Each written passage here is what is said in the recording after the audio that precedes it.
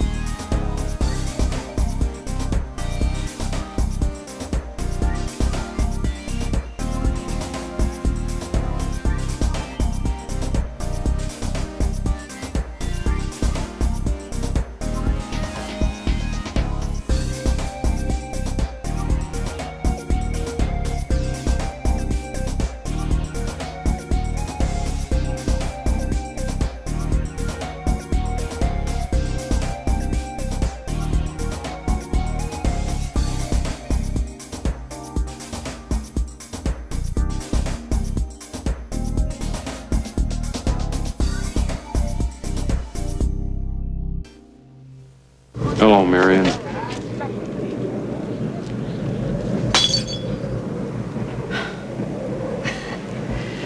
Indiana Jones. Always knew someday you'd come walking back through my door. I never doubted that. Something made it inevitable. So what are you doing here in Nepal? I need one of the pieces your father collected.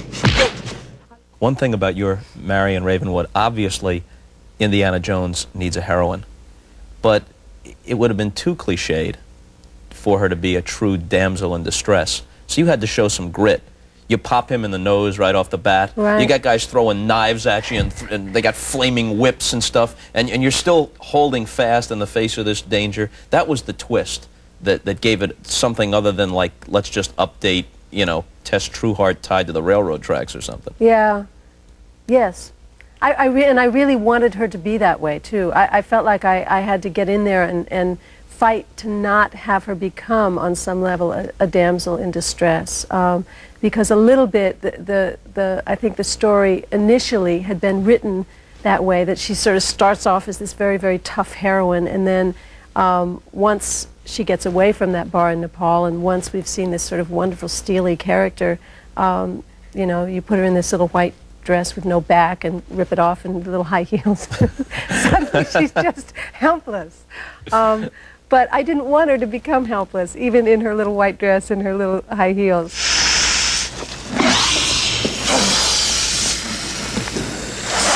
Take this. Wave it at anything that slithers. Oh my God, this whole place is slithering. Indy!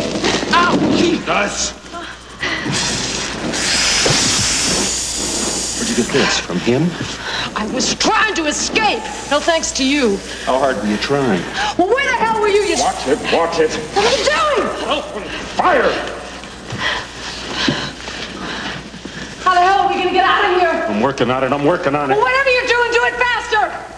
You've had several stage roles, obviously, but one that's particularly interesting to me is Helen Keller, about 20 years after where most people visualize her from The Miracle Worker, and Jane Alexander played the Annie Sullivan character.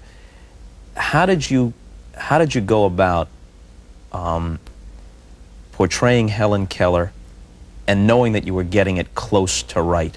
What was the process? Well, I began with a number of things. Her voice became very important part of the process for me. And I spent quite a bit of time with children who were learning, deaf children who were learning to speak. And I think one thing that was very liberating is I began to realize that there is no deaf voice, that each child and each adult had their own specific problems in terms of learning to speak, and that Helen did too. And then I began to listen to a lot of recordings of her voice, and I got a lot of the tapes, films of her. There's some amazing ones of her and Annie. They were on a vaudeville circuit for a while, which most people don't know. She and Annie hit the road really to make a living and went on a vaudeville circuit, and they would explain how Annie had taught Helen to speak. What I had to do also had a little bit of creative or theatrical license, which is Helen's voice was very difficult to understand, and Annie very often would translate for Helen. But I, of course, because it was a play, had to improve her voice enough that the audience could understand what I was saying. How did you teach yourself not to focus? How did you get a sort of haze around yourself? There were a lot of really interesting problems with the character. I had to be able to hear because I had cues. I had to be able to see because I literally had to walk onto the stage and I had to move through the rooms.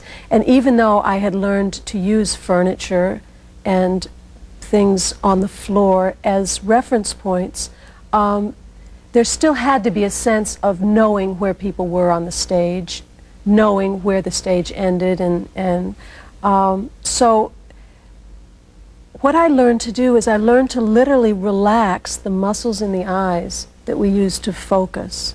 And I would relax those and my eye wouldn't really see anything, except I would have some sense of peripheral vision where I would notice movement. But what it did is it allowed me as the character to sort of be in a place of belief where I really believed I wasn't seeing, even though on some level, of course, I was. You couldn't react to movement, at least not No, I couldn't noticeably. react to it, but I very often had to know Yeah. that the movement was taking place. So it's very difficult. It took place over a long period of time to be able to have someone come toward you and to not instantly do the things that we Sure. normally naturally do in response to someone extending a hand towards you, or and with the voice it was even more difficult because I couldn't hear inflections when people would speak to me. So things, Jane Alexander as Annie would spell something into my hand and speak at the same time, but I couldn't respond to her as though I had any awareness of the inflection or of the attitude or the emotion in her voice. I had to respond completely in relationship to what she was doing to my hand. How do you go about assessing where you stand in a stage performance? Because except for maybe opening night or something, there's nothing on tape or on film. How do you evaluate it? That's an interesting question. For me, it's mostly instinct. There are always areas that usually, when I even begin the first night in front of an audience, up until the opening night, sometimes up until the very last performance, where there are areas of the play that just elude me, or elements of the character that continue to elude me, moments in the relationships between the characters. And I think just instinctively I'm very aware of what those are, and I focus on them little by little by little. And sometimes there are just those wonderful accidents.